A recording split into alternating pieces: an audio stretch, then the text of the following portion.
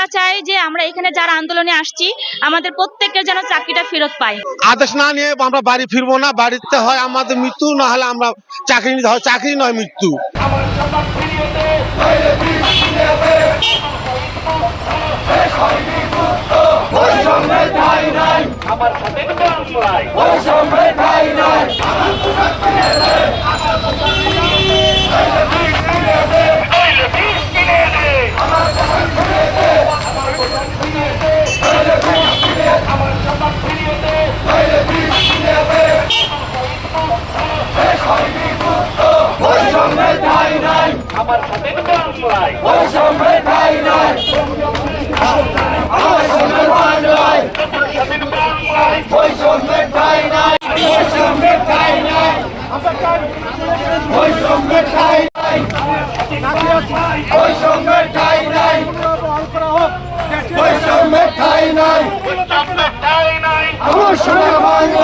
আমাদের সবাইকে খুব তাড়াতাড়ি আমাদের আজকে আমরা এই আদেশ না নিয়ে আমরা বাড়ি ফিরবো না, বাড়িতে হয় আমাদের মৃত্যু, না হলে আমরা চাকরি নিতে হয়, চাকরি নয় মৃত্যু।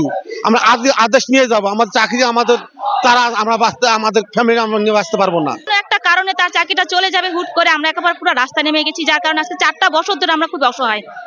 আমাদের বাচ্চা কাচ্চারা আজকে আমাদের মানে মুখে তাদেরকে কোনো কিছু মানে চাইলেও আমরা দিতে পারি না। আজকে আমার হাজবেন্ডের চাকরি না, আমি নিজে চাকরি করতেছি, আমার চাকরির টাকা দিয়ে আজকে আমরা চলতেছি কোনোভাবে, কিন্তু একটা মেয়ে মানুষের চাকরির টাকা আর একটা হাজবেন্ডের চাকরির টাকা দিয়ে সংসার চালানো অনেক টাফ ব্যাপার। ভিকটিম পুলিশ পরিবারকে আজ 5-6 মাস যাবত আমাদের ঘুরাচ্ছে, আমাদের আজ চাকরি জয়েন করে নিবে, কাল করে নিবে, এরকম আমাদের চাকরি জয়েন করে নেওয়ার কথা বলে আমাদের বিভিন্ন আমাদের সঙ্গে তালবাহানা করতেছে। এই জন্য আমরা আসছি। আমাদের স্বৈরাচার শেখ হাসিনা আমলে আমাদের সবাই স্বৈরাচার শেখ হাসিনার নির্যাতনের শিকার। শেখ হাসিনা যখন ক্ষমতাচ্যুত হয়ে পালায়, তখন আমাদের সরকার যখন অন্তর্বর্তী সরকার আসে, তখন আমাদের স্যারের কাছে আমরা আবেদন করি, আন্দোলন করি। স্যার বলছে, বিগত স্বরাষ্ট্রমন্ত্রী সাখাওয়াত স্যার বলছে আপনাদের নেওয়া হবে। এই জন্য আমাদের আইজিপি মহোদয় বলছিল যে আপনাদের 80-90% আমরা বহল করব। এই যাবৎ পর্যন্ত 5-6 মাস হয়ে যাচ্ছে আমাদের বহল করতেছে না। আমরা মানবতার জীবনযাপন করছি, খুব কষ্টে আছি ফ্যামিলি নিয়ে। আমরা খাই, একবেলা খাই, দুবেলা খাই না।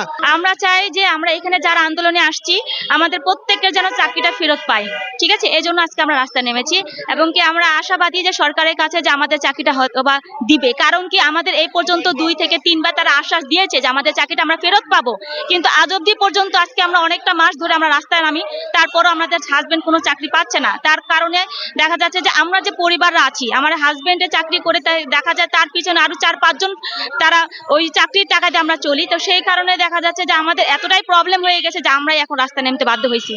আমি এবং আমার ওয়াইফ আমরা একসাথে সরকারি চাকরি করি। আমার ওয়াইফের সাথে আমার সামান্য কিছু ভুল বুঝাবুঝি ছিল।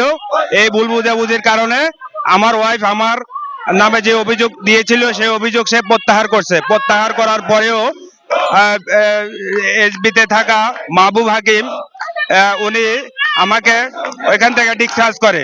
ডিসচার্জ করার আগে বারবার উনাকে রিকোয়েস্ট করছে, কিন্তু ওনার দাবি ছিল উনাকে আমি 2 লক্ষ টাকা দেওয়ার জন্য। এই 2 লক্ষ টাকা না দেওয়ায় উনি আমাকে ডিসচার্জ করছে।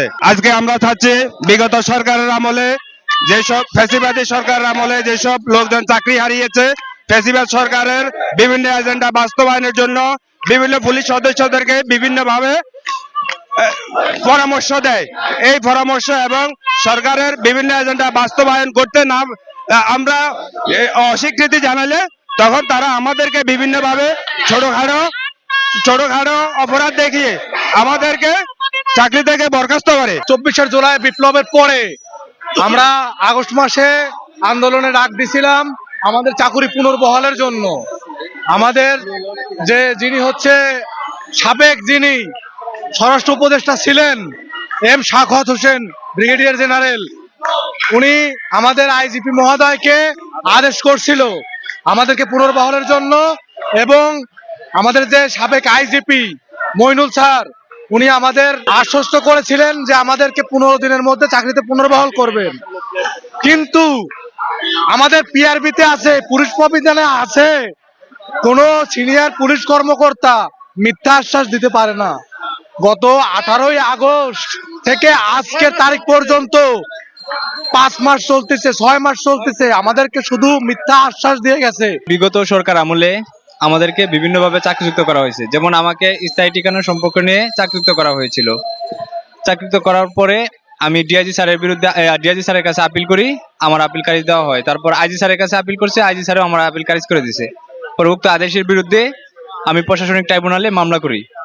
মামলা দায়ের করার পরে ওইখানে ঢাকা প্রশাসনিক ট্রাইব্যুনাল 3 থেকে আমাকে যোগদানের আদেশ দেয়। দেওয়ার পরে আমি পুলিশ হেডকোয়ার্টারে চিঠি পাঠানোর পর আমাকে যোগদান করানো হয় নাই। তারপর আমরা 5ই আগস্টের পরে আমার বিরুদ্ধে তারপর আপিল হয়েছে। 5ই আগস্টের পরে আমাদের স্বৈরাচারী সরকার যখন পতন ঘটছে, তখন আমরা আমাদের দাবি, ন্যায্য দাবি নিয়ে আসছি। তখন ডিআইজি শুয়েব রেজম স্যার আমাদের এখানে সব পুলিশ হেডকোয়ার্টারের সামনে মিডিয়ার সামনে এসে বলেছিলেন, যারা 1 রায় পেয়েছে, 2 রায়, 3 রায় যারা পাইছে তাদের প্রত্যেকের আপিল উইথড্র করবে। যারা ডুপ টেস্টে চাকরি গেছিল তাদের ডুপ টেস্টে বাতিল করবে। ফেসবুক কমেন্টে যারা চাকরি গেছে তাদের ফেসবুক কমেন্ট উইথড্র করে তাদেরকে প্রত্যেকের চাকরিতে পুনর্বহাল করবে।